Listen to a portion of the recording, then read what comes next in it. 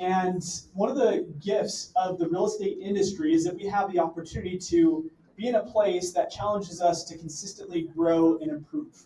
I've been in different industries in the past where consistent growth was not really the focal point of that industry. And so one of the cool things with real estate and running your own business in this industry is that you're constantly challenged to be your best. And that's really one of the conversations that we're going to have today. So I'm going to read a little bio intro as we get into our next episode of the Real Talk podcast. So this story of today's guest is one of perseverance and success, having sold nearly $200 million in real estate here in Utah over the last decade, and being an agent who's built an impressive investment portfolio. She's a versatile real estate business owner who is passionate about serving others and delivering an exceptional client experience. She is an active member of KW's Associate Leadership Council, or ALC, and really helps out with the KW Cares Committee. She's honored with the KW Utah Cultural Icon of the Year for 2023, which is an award that recognizes her as her exceptional contribution to KW's culture and community. She's the host of American Dream TV, a national television show highlighting lifestyle and real estate in different states, and she's the founder of Yorgesen real estate team here at KW Westville. Today, we will explore the strategies, challenges, and triumphs of one of the best in the business. So please welcome Jenn Yorgesen.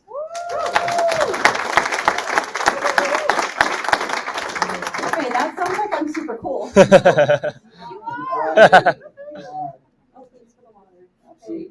I took the wrapper off so that way we're not advertising that company that did us yet. So. Okay, I have something, so be prepared because we're gonna have a little contest. We have time for that. Yeah. Okay. Well, you've been in real estate for over a decade, and almost a decade. Almost a decade. Yeah, don't let Is it age what, me. months away? August. Okay. Not over a decade. That's just to get under. to a decade. Let me rephrase it. You've been in the real estate business for just under a decade. Thank you. That sounds better. And I want to explore this idea, Hunter, if you actually throw it to the next slide, this idea of imperfect action. You actually wrote a chapter of a book. I wrote a book. Not a whole book, but I won a contest in 8th grade for my writing in 8th grade. So go ahead. We'll bring it back. Yeah. There we go. Hey. The title of that chapter, though, was Imperfect Action Trumps Perfect Knowledge. Yes. Which I think is interesting because in real estate, and just I think entrepreneurs in general, they kind of slow their progress by not taking enough action. They want things to be perfect before proceeding or before taking steps forward. And so I just want to get your take before we dive into this idea of what does imperfect action actually look like or lead to you? So imperfect action is something that's actually kind of my superpower. So I didn't even know I was doing it the whole time. I'm not a big thinker. So, I married an engineer, so I have to do the opposite, right? So you just kind of jump in and learn as you go. And that to me wasn't a big deal. So that's a fortunate thing. There's a lot of other skills that I didn't have that I've had to work on, but that one wasn't one of them. And then realizing that's what helps me get where I am. Awesome. Does that help? Yeah, Okay. it does. If I don't answer it correctly, I can't ask more questions because. Sure. We'll get in a little bit deeper to this, especially diving into the book, but I want to go back to just where it started for you. How did you transition into real estate? Where did that all start? I got shafted. So I worked, I was a stay-at-home mom, which I really love. I'm really glad I did it. I'm really glad that I was there for almost 20 years with my kids. But when my youngest started school, I got a job at the school, and I made $9 an hour. And I was the front desk secretary. Well, first I was in the counselor's office secretary, and then I was the front desk secretary, and I took attendance. I was so good at that. And then the contract secretary, do you know the contract secretary makes almost double and has benefits and gets paid for the summer? So she left, and so I applied for that job, and I got rejected. They hired another lady that was in another office, and so she hadn't been in the front office, so I had to train her, and you jump in if it's too long, okay? So I trained her, and but she was going to the new school, so for sure when she left that year, especially since I took over the last 2 months, then I would get that job. But they hired the lady from the tardy office. So I quit.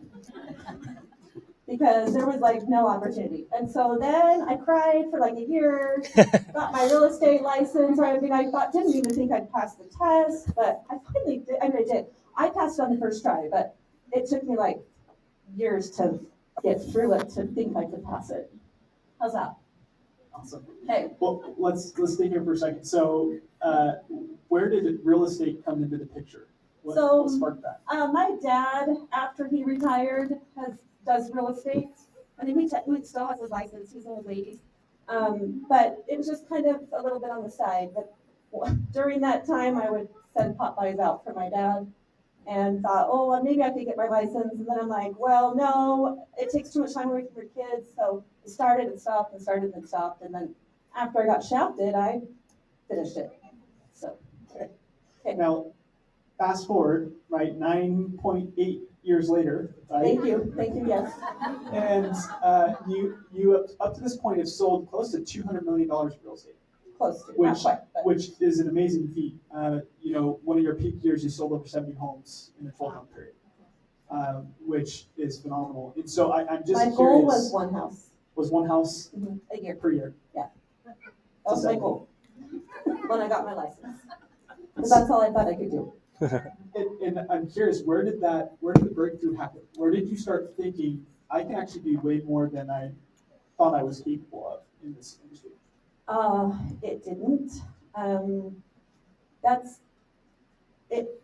What happened was, I started doing this, and I started getting clients, and I loved going to all the classes. So I actually never graduated from. I might be skipping questions, but I didn't graduate from college. I didn't have work experience for years. When I was first married, I was a secretary at an auto repair shop, Save More Auto. And, I didn't have the skills, so I didn't expect that I could do anything. I was a good mom. I'm going to take that, and that was my goal. But I started getting clients and getting deals and doing stuff, and I made some wowzer mistakes, I'm not going to lie. I still make some wowzer mistakes, which is really embarrassing because now I shouldn't make those mistakes. But I just started doing it, and I kept thinking, it's a fluke. So I wouldn't say I had a breakthrough that I could do this. I was like, there would be like, Jenn, you're the top 40 at this brokerage and you're still in training. And I'm like, wow, that's crazy. I can't believe that happened. That would be what would happen. And then the next month, you're top 40. You're still got this. You're top 10. And I'm like, wow, what a fluke. When's this going to end? So I don't know that I had that breakthrough. Honestly, I still think someday I'm going to mess this up and it's all going to work. Not a very good success principle, but it's true. Well, I think that the success principle behind that, though, is that obviously to grow your business to that extent, you have to deliver exceptional experience to clients. And also, I think it comes down to the value systems that you have and how you do business, like people recognize that. I think there's some agents in this room that know some of the charitable work that you do around Christmas time. And I actually want to play a couple of videos and highlight this. But Hunter, before we tee those up, so I want to get some clarity on really some of the, where did this whole, your Christmas story really started? Where did that begin? So let's go back a little bit if we have time. There was a point at the other brokerage where I was selling, I would say it's probably around 30 homes a year. Maybe 35, 36, somewhere around there, and I was crying all the time. And Johnny will attest to this. I was emotional wreck. But so when that happened, I started researching how to do this better. So it wasn't that I wasn't getting deals. I didn't know how to handle the deals, and I didn't know how to run that. And so I started reading a book, and in the book it talked about the 80-20, and I was a stay-at-home mom. I'd never heard of the 80-20 principle. So I started researching, read. Millionaire book came to KW. Okay, so that's the transition there. When I came to KW, those events, we had a Christmas event at our old brokerage that was sponsored by the brokerage, so I didn't have to do anything, and here I am now on my own, and I'm like, I don't know what to do. So of course I did everything I was told, and that's one of the other successful principles I didn't know I was doing, but get a coach, do this, okay, I'll do it. My coach said, hey, let me introduce you to Best Christmas ever. So best Christmas ever, because I thought I could do a client event, but I don't want it to be, I want it to be meaningful. So I called best Christmas ever, and here's the rule. Now remember, I've never done, okay, actually I did events at the school, so technically I can kind of do that. But the rule was you have to earn $5,000 per family, 10 gifts per person, and you can't not get that. You have to get that all amount because it's called best Christmas ever, not like a couple gifts for people. So I signed up. And then after that, there were some rules and regulations that I wanted to like kind of do my own thing. Our first nominee was a firefighter from the Spanish Fort Fire Department. He had cancer. He was in sepsis. His wife was in the hospital with a brand new baby. They thought he wouldn't make it. One of my past clients nominated him, who also works for the fire department, and there's history. They are now pitched in. It's been, I think, 5 and 6 years. And then a couple of years ago, we just made our own nonprofit so that, because Best Christmas Ever has rules, and if I didn't do the whole thing, I couldn't help anyone. I can only do one person, if that makes sense. And so now we can do big for some and little for some, depending on the needs. And most of them are people that have experienced some pretty big tragedies. So it's the hardest part of my year and the most rewarding. So I like F it off there. Yes. Okay. I actually want to just show these 2 videos and just have you kind of speak to them in some of the situations that families have gone through that you guys have been able to help with. Like during it or after? Just Okay. either one. Okay.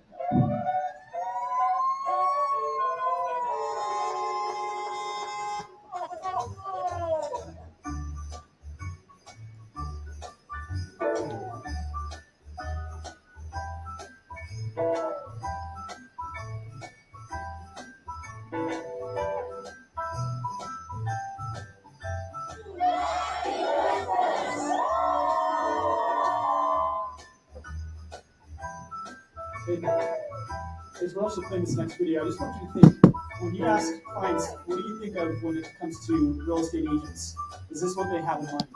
Right? People who are out there in the community serving, helping make a big impact and big change is not commonly the first thing that people think of when they think of realtor, right? They think of themselves as an individual.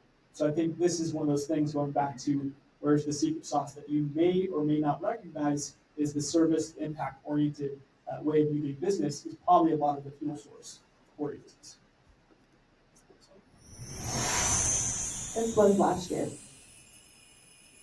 And last year we did 23 families, although they're not. We're here in our Yorgesen magic. We're getting ready for our drops. We help families that experience hard times and tragedies this year. And we got the whole fire department on board. We have so many volunteers. We're making some Christmas magic. Are you ready?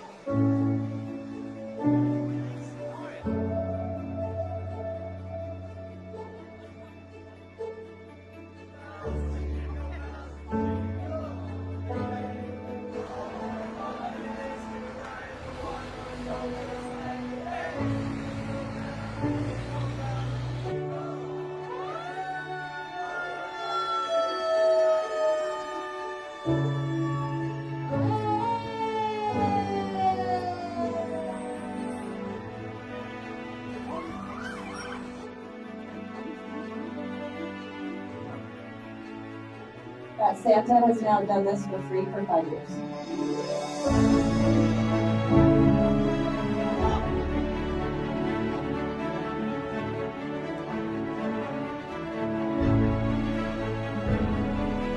That is Ben Care. He's a motivational speaker for Pleasant Grove, Result Syndrome. And I built him for American Dream TV. He jumped in and took care of the Pleasant Grove family all by himself. Not that.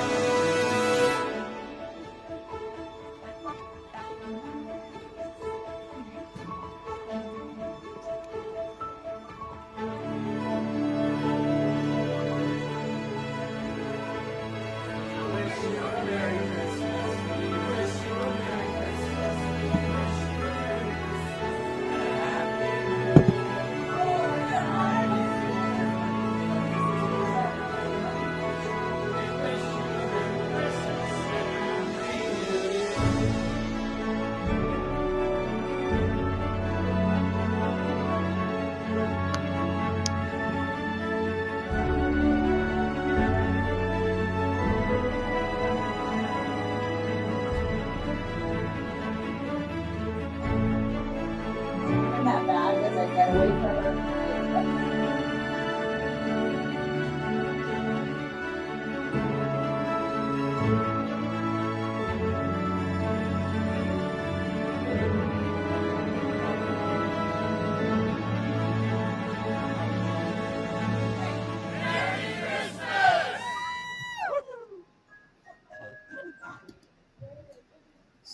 So I want to just have you maybe share some of the situations that have happened or the stories, family stories that you guys have been able to show up and help during these hard times that have just been meaningful and important to you guys.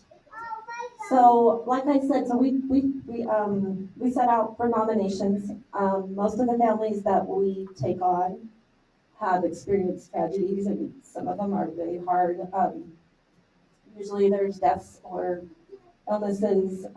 Last year, yeah, I can't. Last year, there's a family actually near me that was nominated by someone, because I can't nominate, who lost to their dad, their uncle, their grandpa was seriously injured in a carbon monoxide thing at camp.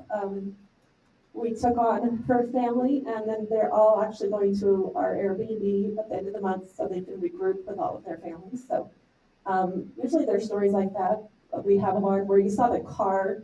She was a mom whose husband left her, and she was pregnant, and she works hard.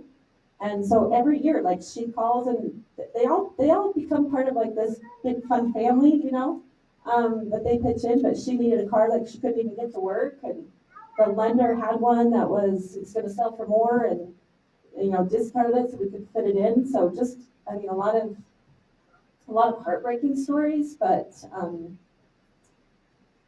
I don't even know I don't know how you describe it without being there. So, and then we throw a big party after. So all of the volunteers and the families who want to, they come to a big bingo party, and Corey from Elevate is our buddy at that one. So that's super fun.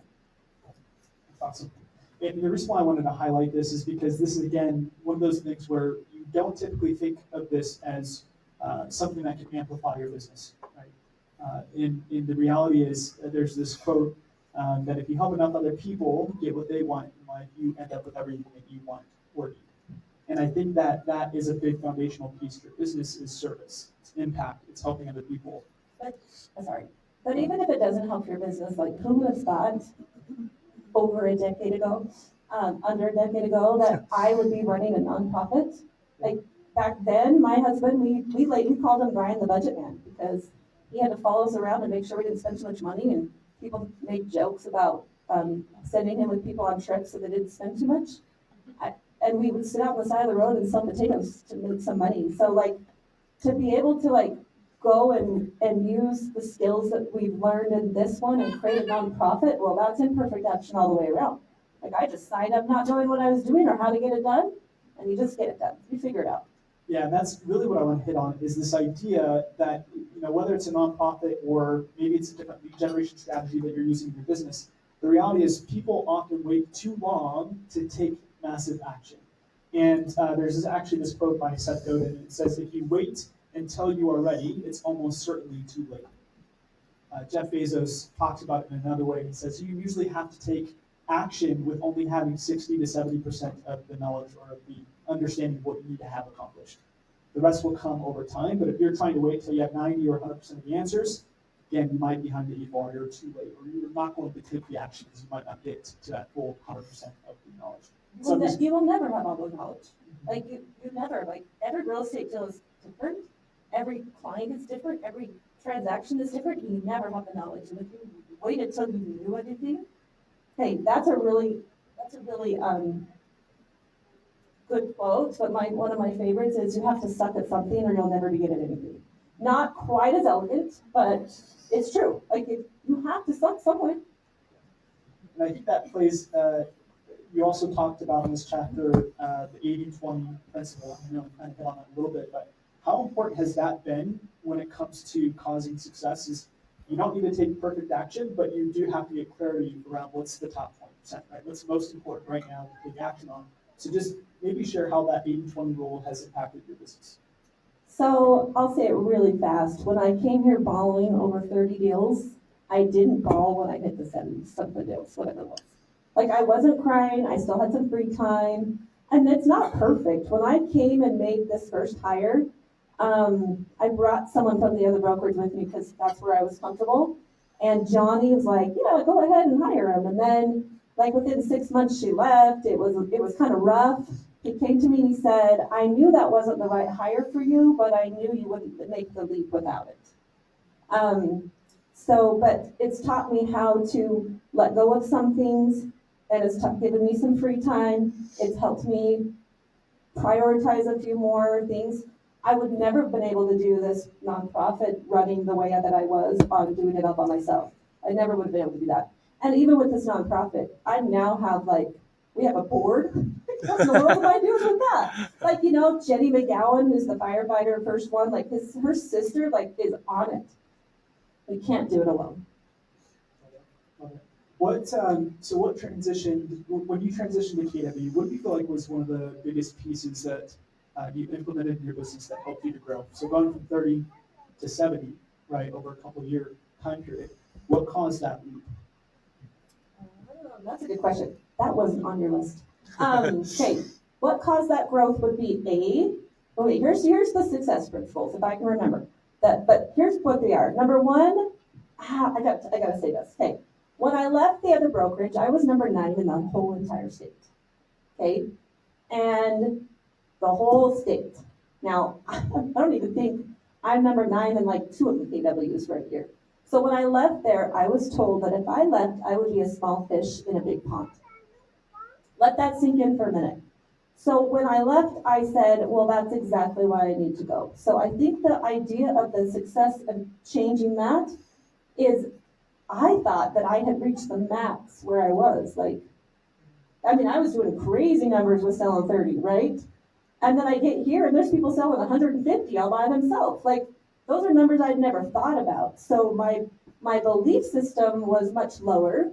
The other thing is I had helped investors, but I didn't invest myself because I was broke, or I thought, so I would just hoard all the money here because rich people invested.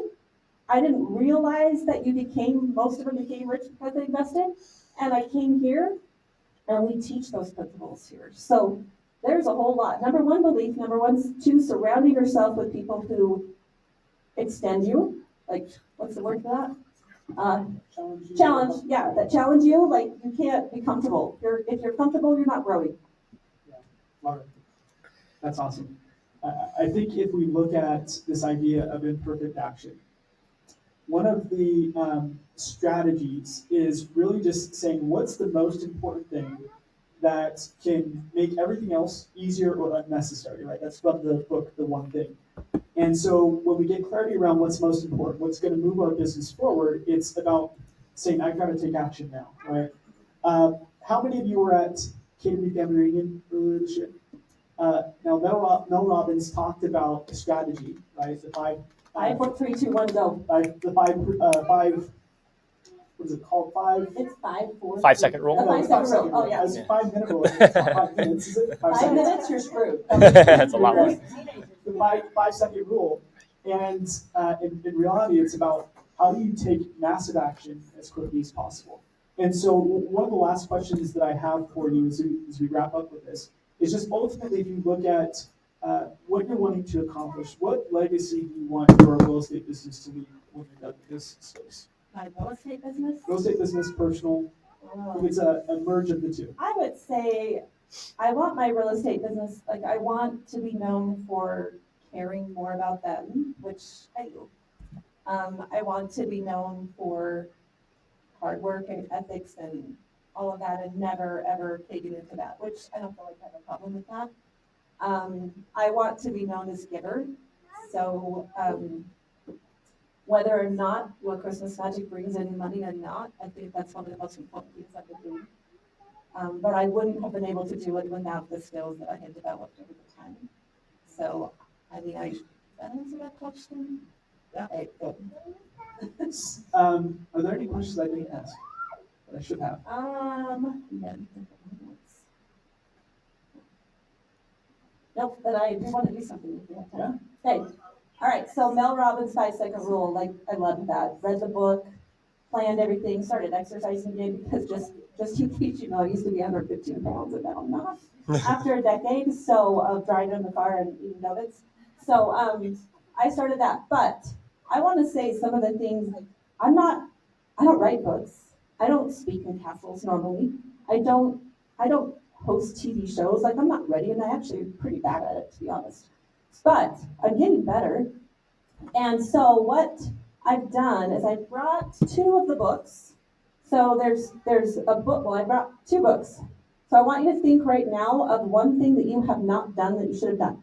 Now, you don't have a lot of time, and then 5, 4, 3, 2, 1, you are going to do something towards that. The first two people who get a copy of this book. Now you may not think I don't want Jennifer's book, but there are 20 other business owners in here who have written their Art of Risk and Reward on this one.